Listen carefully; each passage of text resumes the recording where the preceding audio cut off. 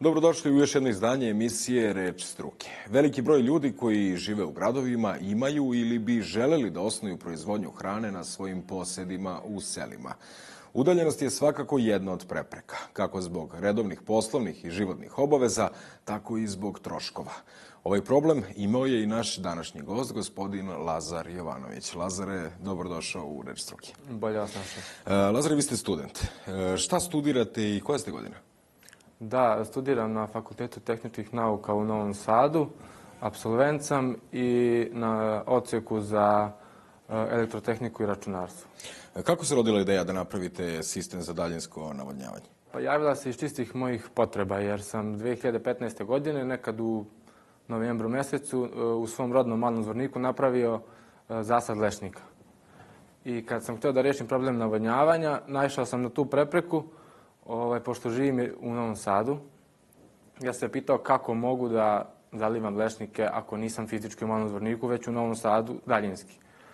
I ja sam tu malo istraživao tržište, gledao da li postoji takav neki sistem koji bi mi to omogućio, međutim nisam uspio da ga nađem, te sam iskoristio znanje koje sam dobio na fakultetu i uz pomoć jednog prijatelja koji je programer, sam krenuo u realizaciju ovog projekta i napravio sam sistem za daljinsko navodnjavanje. Da li je toko izrade bilo i nekih poteškoća? Pa bila je poteškoća koje smo mi na kraju uspješno otklonili. U svakom projektu, u njegovom početku i začetku postoje poteškoće sa raznih strana, što u programiranju, što u samom funkcionisanju sistema, sklapanju svih delova da funkcionišu kao jedna jedinstvena cjelina. Ali to je sve uspješno rešeno i sad imam sistem koji je funkcionalan i radi. Kada je on zvanično zaživeo? Koliko dugo je u eksploataciji? Zvanično je instaliran u maju ove godine i od tad radi bez ikakve greške, bez zastoja, bez nekih ispada. To je nekih, koliko već, 6-7 mjeseci. Znači niste uočili nikakve nedostatke, da li ste imali neke probleme koje ste morali u hodu da otklanjate?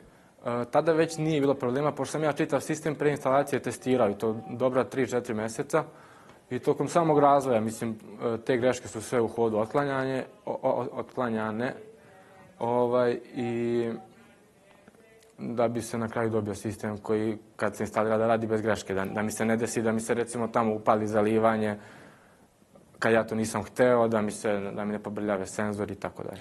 Dobro, koje su prednosti daljinskog navodnjavanja? Šta bi sve mogli da navedemo kao prednosti daljinskog navodnjavanja putem SMS-a? Pa glavna prednost je ta što ne morate biti fizički na parceli i ostvarujete ogromne uštede u vremenu. Mnogo ljudi kao ja ima isti problem, znači žive i rade u nekom gradu, a htjeli bi tamo da ožive neka porodična imanja, da ostvare neki prihod od toga ili da prave hranu za sebe. Sad tu postoji ta prepreka kako zalivati, kako obilaziti parcelu. Malo je komplikovano ići svaki dan više desetina, nekde i 100 kilometara. Sad, uz pomoć ovog sistema, to sve može da se radi daljinski, što je veliko olakšanje. Mislim, vi samo pošaljete SMS, sistem tamo zaliva određen broj sati i vi o tome više ne vodite računa. Koje su još mogućnosti tog sistema? Pa konkretno ovaj moj sistem meri i nivo vode u rezervoarima iz kojih ja vršim zalivanje. Dakle, pošaljete mu komandu? Da, imam komandu za stanje i sistem proveri stanje vlažnosti zemljišta i stanje nivoa vode i vrati meni SMS poruku. Znači, proveri stanje senzora, očita ih i meni vrati, da mi podatak kako je stanje vlažnosti zemljišta, koji je nivo vode u rezervoarima i isto tako ukoliko se u nekom momentu desi da mi se smanji nivo vode, padne ispod zadatog, meni sistem opet šalje SMS poruku, to je kao neki alarm. Isto to ima i za vlažnost zemljišta. Dakle, ako opadne vlažnost ispod određene vrednosti, ja dobijem alarm da je vlažnost niska i da treba zaliti. Koji ste sistem za navodnjavanje instalirali? To kap po kap ili? To je sistem kap po kap, da. Da li ste prilikom instalacije sistema za navodnjavanje konsultovali možda i neke poljoprivredne stručnjake? Stručnjake konkretno nisam, ali sam se raspitivao kod ljudi koji već imaju određeno iskustvo, ali sam čitao i neke knjige i po internetu, tako što sam mogao da nađem vezano za tu tematiku. Za koje sisteme za navodnjavanje je primenljiv vaš patent? Primenjiv je na sve postojeće sisteme za navodnjavanje, jer sistem može da uključuje, da se uključuje prskalica ili neki ventil koji će zalivati kap po kap, to je potpuno nama nebitno sa aspekta upravljanja. Dakle, može bilo koji sistem za navodnjavanje. Da li je primenljiv samo za male parcele ili može da se koristi i na velikim parcelama? Sistem deluje da je prost, ali je u stvari vrlo moćan, zato što može da upravlja velikim brojem pumpi, elektroventila, tako da sa aspekta površine koju on može da kontroliše i upravlja, praktično nema ograničenja, jer mogu da se kontrolišu baš velike parcele sa velikim brojem ventila, redova zalivanja, brojem pumpi i tako dalje. Sve to može da se integriše u jedan sistem. Koje su to neke tehničke komponente tog sistema? Pa to je u suštini jedan računar koji sa spoljašnjim svetom umjesto preko tastature i miša komunicira putem SMS poruke. Dakle, ja mu zadajem sa svog mobilnog telefona ili bilo kog mobilnog telefona i ja njemu zadajem komande i on radi u skladu sa tim komandama. Pomenuli ste vaš zasad lešnika. Gde se on nalazi? Koliko je udaljenost od mesta gde živite? Nalazi se u Malom Zvorniku, to je u zapadnoj Srbiji kod Loznice, a udaljen je od Novog Sada 150 km. I udaljenost, znači, nije nikakav limitirajući faktor za ovaj sistem? Nije.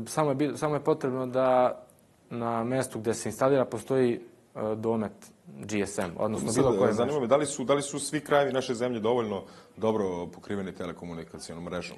Pa velika većina jeste. Ne mogu sad da garantujem baš za sve da je 100% pokriveno, ali mislim da je pokrivenost GSM signalom velika, ako ne i najbolja, pošto ta mesta, obično gde su ti zasadi, nemaju dobru infrastrukturu, nemaju internet, neka čak nemaju ni električnu energiju. Ovaj sistem može da radi uz pomoć GSM signala, odnosno preko mobilne mreže i uz pomoć solarnog panela. Samo ga instaliramo tamo gde je potrebno. Imate li neke proračune koliko bi nabavka vaše opreme mogla da košta? Pa imam, da. To sam radio, čitav taj proračun sam uradio pre nego što sam plasirao proizvod na tržište. Koliko bi to otprilike bilo? Pitate me za cijene sistema? Da. Pa u nekom rasponu od 250 do 500 evra bi bilo. U ponudi imate i, koliko sam ja mogao vidim, i više nivoa, odnosno paketa opreme. Tako je. Što možete o tome reći? Pa taj osnovni paket, to je sistem koji može svako da instalira u svoju baštu, da mu uključuje pumpu i elektroventil. Dok ovi malo napredniji sistemi, sa merenjem vlage i tako dalje, to je taj sljedeći napredni sistem. On meri vlažnost, meri nivo vode, imate alarme, može da upravlja sa velikim brojem ventila i pumpi i tako dalje. I taj treći sistem je taj, da kažem, zaokruženi, koji ima i solarni panel, akumulator, regulator punjenja i upravljački sistem za navodnjavanje. Da li ste imali prilike da vaš sistem prezentujete i široj javnosti?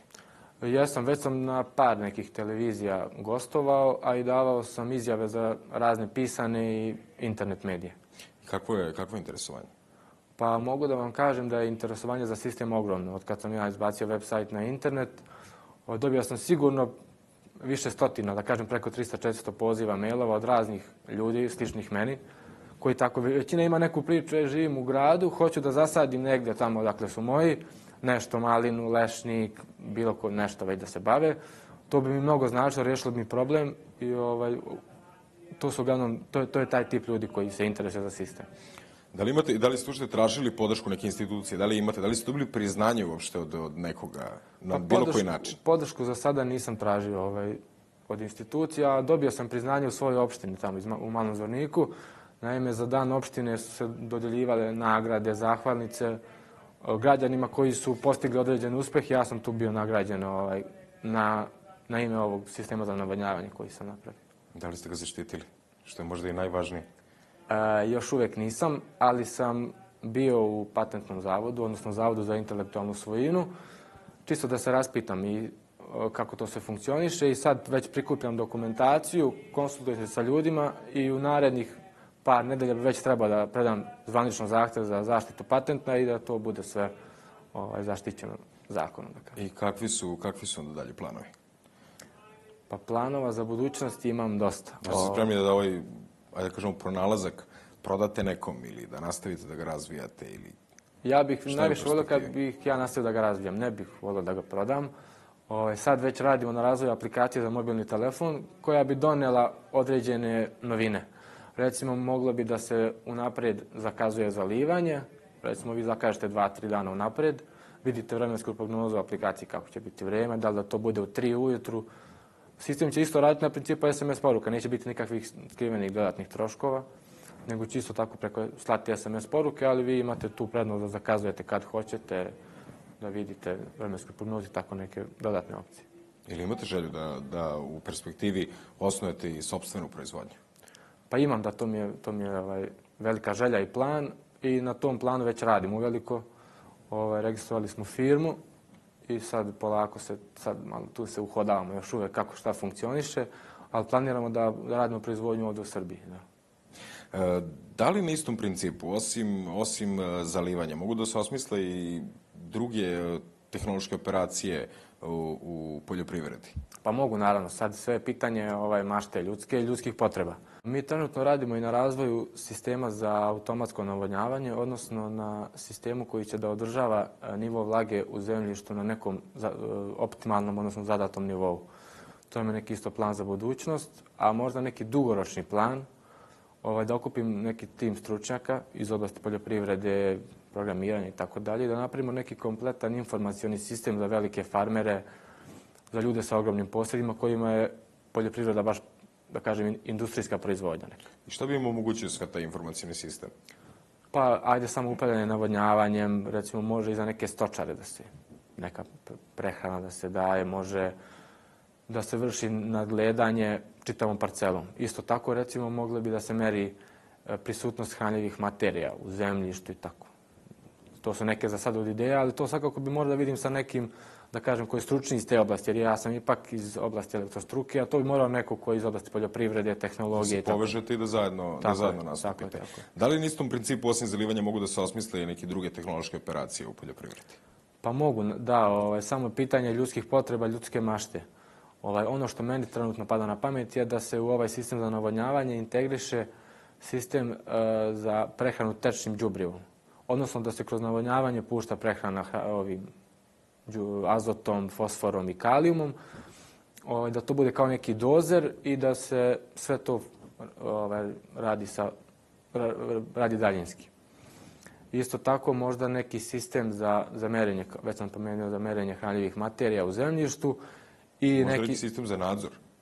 Za video nadzor, za zaštitu, za neku zaštitu od krađa. Tu isto postoji velika zabrinutost ljudi koji su nas zvali. Tako da svakako u tom pogledu razmišljamo nešto da učinimo, da nešto napravimo u tom pogledu. Ajde za kraj, ne mogu da ne kažem, da li će s vama možda biti slučaj hleba bez motike? Pa moram vas razočarati, hleba bez motike mislim da nema, ali ovaj sistem će svakako da nešto olakša u tom smislu. Može se zalivati daljinski, ali nešto se ipak mora se raditi. Lazare, hvala vam što ste bili naš gost. Hvala vam što ste me pozvali. Gledali ste Reč struke. Nastavite da nam pišete putem našeg sajta agrotv.net, a mi vas sa novom temom i novim gostom očekujemo u narednom izdanju. Doviđenja.